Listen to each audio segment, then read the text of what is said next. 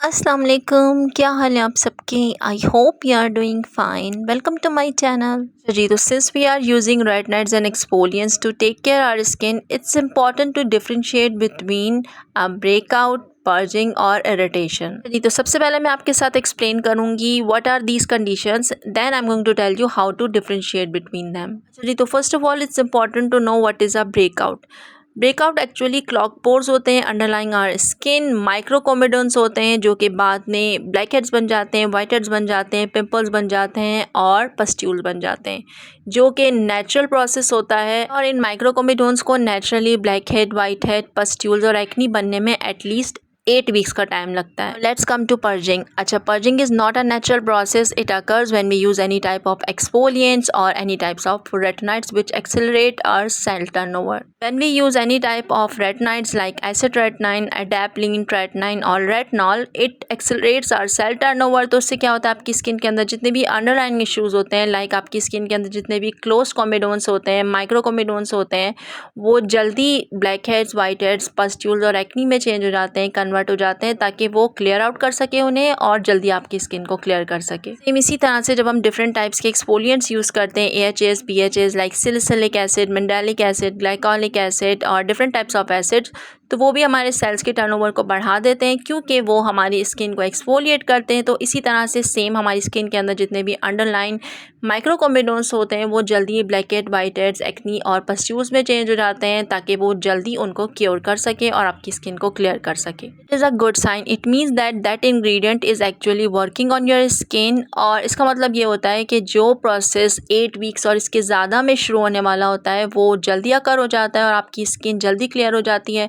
जो माइक्रोकोमेडोन्स 8 वीक्स और इससे ज़्यादा में पस्ट्यूल्स में, ब्लैक हेड्स, वाइट हेड्स और एक्नी में चेंज होने वाले होते हैं, वो जल्दी चेंज हो जाते हैं और आपकी स्किन जल्दी क्लियर हो जाती है। और समटाइम्स ऐसा भी होता है कि कुछ क्लोज कोमेडोन्स और माइक्रोकोमेडोन्स आपकी स्किन के अंदर रह जाते हैं और वो बाद में एक्सेलरेट होता है प्रोसेस और बाद में वो ब्लैक हेड्स, वाइट हेड्स और एक्नी बनते हैं। तो इस तरह से और भी ज़्यादा टाइम लग जाता है आपकी स्किन को नेचुरली क्लियर होने में। जबकि अगर आप एक्सफोलिएंट्स और रेटिनाइड्स यूज़ करते हैं तो आपकी स्किन जल्दी क्लियर हो जाती है और कम्प्लीटली क्लियर हो जाती है। Let's talk about reactive breakouts and irritation. Sometimes ऐसा होता है कि हम कोई स्किन केयर इंग्रेडिएंट और प्रोडक्ट अपनी स्किन केयर में ऐड करते हैं और वो हमारी स्किन को सूट नहीं करता, हमारी स्किन के लिए सूटेबल नहीं होता, या फिर ऐसा होता है कि हम उसकी ज़्यादा अमाउंट यूज़ कर लेते हैं, या फिर हम उसे ठीक से यूज़ नहीं कर रहे होते, या फिर वो हमारे अदर स्किन केयर इंग्रेडिएंट्स के साथ कंबाइन होकर हमारी स्किन को इरिटेट करने लगता है, जिसकी वजह से हमारी स्किन के ऊपर इन्फ्लेमेशन हो जाती है, हमारी स्किन के ऊपर ब्रेकआउट्स होने शुरू हो जाते हैं, ब्लैक हेड्स, वाइट हेड्स और पस्ट्यूल्स वगैरह अपीयर होना शुरू हो जाते हैं। Actually it is not a good sign. It means certain product is damaging your skin and making it to break out. Here comes the important part where I'm going to tell you how to differentiate between all three conditions: breakout, purging और reactive acne और irritation। अच्छा जी, तो यहाँ पर मैं आपके साथ 5 easy points और टिप्स शेयर करने वाली हूँ जिनकी हेल्प से आप डिफरेंशिएट कर सकते हैं between breakouts, purging and reactive breakouts or irritation.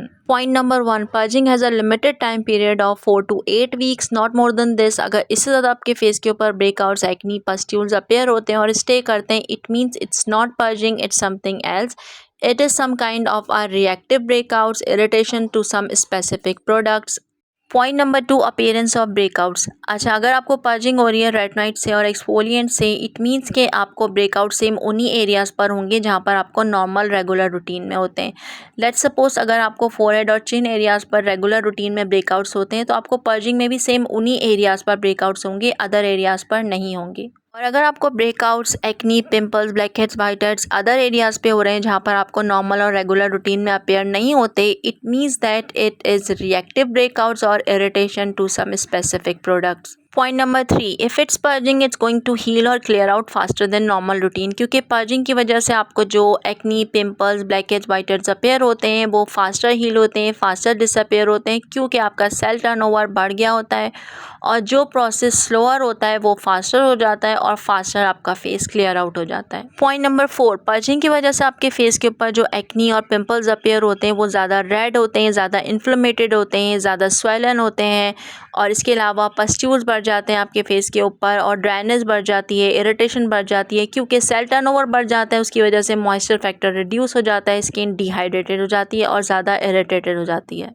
Point number 5, if it is reactive breakout or irritation, there would be bumps, red bumps. इसके अलावा आपके फेस के ऊपर itching होती है और stinging होती है, जबकि पर्जिंग में ऐसा कुछ भी नहीं होता, ना तो रेड बम्प्स होते हैं, ना ही itching होती है और ना ही stinging होती है। अच्छा जी, ये तो हो गया how to differentiate between them. Now come to the point how to cure purging. If I am being honest, it's impossible to cure purging, but you can control it or make it bearable. According to dermatologist, if you are going to fight purging, you have to keep yourself hydrated, keep your skin hydrated. जितना ज़्यादा आप अपनी skin को moisturise रखेंगे, जितना ज़्यादा आप water consumption करेंगे, उतना ही ज़्यादा अच्छी तरह से आपकी स्किन फाइट कर सकेगी पर्जिंग से, और उतना ही ज़्यादा आपको पर्जिंग बॉदर नहीं कर सकेगी। अगर आप पर्जिंग को मिनिमाइज़ करना चाहते हैं तो लेस प्रोडक्ट से इंट्रोड्यूस करवाएं अपनी स्किन को। अगर आपको पी साइज़ यूज़ करना है तो आप हाफ पी साइज़ यूज़ करें अपनी स्किन के ऊपर।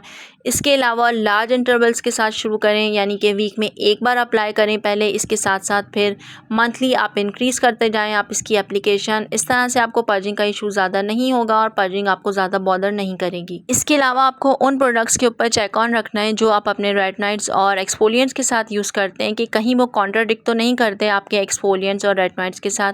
इसके साथ साथ आपको ये भी चेक ऑन रखना है कि कहीं वो आपके पोर्स को क्लॉग तो नहीं कर रहे, और इसके अलावा वो आपकी एक्नी को इरिटेट तो नहीं करते। और इसके अलावा आपकी पर्जिंग के इफ़ेक्ट्स को मिनिमाइज़ करने के लिए आपको अपने SPF को बढ़ाना होगा। अगर आप SPF 50 यूज़ करते हैं तो आपको 70 और 80 यूज़ करना होगा, या एटलीस्ट 60 तो ज़रूर यूज़ करना होगा। और साथ साथ अपनी SPF की एप्लीकेशन को भी बढ़ाना होगा, क्योंकि आपकी स्किन को ज़्यादा एप्लीकेशन की ज़रूरत होगी ड्यूरिंग यूजिंग योर एक्सफोलिएंट्स और रेटिनॉइड्स। अगर आप अपनी स्किन को प्रोटेक्ट नहीं करेंगे सन और हीट से, तो पर्जिंग की वजह से जो मार्क्स रह जाएंगे आपकी स्किन के ऊपर वो जल्दी हील नहीं होंगे, और इसके अलावा वो पिगमेंटेशन में भी कन्वर्ट हो सकते हैं। And one more important thing, if your skin is not purging, it doesn't mean your product is not working. Sometimes ऐसा होता है कि ऑटोमेटिकली आपकी स्किन ज़्यादा हेल्दियर और स्ट्रॉन्गर होती है, तो आपकी स्किन पर्ज नहीं करती बिकॉज ऑफ यूजिंग रेटिनॉइड्स और exfoliants. Last but not the least, vitamin C, antioxidants, niacinamide serums, peptides, ceramides and hyaluronic acid doesn't cause purging. अच्छा जी, तो I think I have explained everything in details. So this is it for now. I hope it might help. Thank you so much for watching. Next video में फिर मिलते हैं, तब तक के लिए अल्लाह हाफिज़।